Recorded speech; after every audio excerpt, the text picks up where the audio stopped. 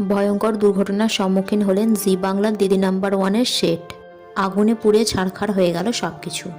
সোমবার রাজারহাটে জি বাংলার দুটো মেকআপম্যান সহ 3টে স্টুডিও পুড়ে ছারখার হয়ে গেল।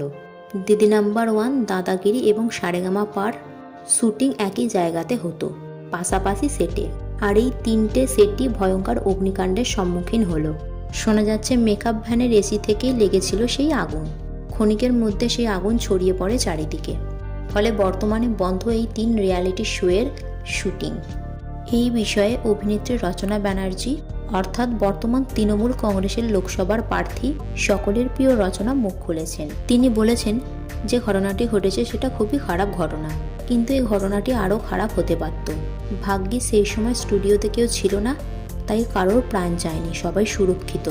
কিন্তু যদি শুটিং চলাকালীন এরকম অগ্নিকাণ্ডের সম্মুখীন হতাম তাহলে যে কি হতো তা ভেবেই আমার গায়ে শিহরণ দিচ্ছে।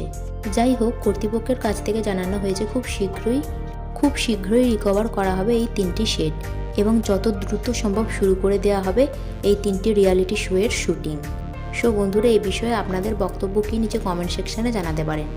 ভিডিওটি ভালো লেগে থাকলে লাইক এবং শেয়ার করবেন। আর এই ধরনের নতুন আপডেট পাওয়ার জন্য চ্যানেলটিকে সাবস্ক্রাইব করতে ভুলবেন না।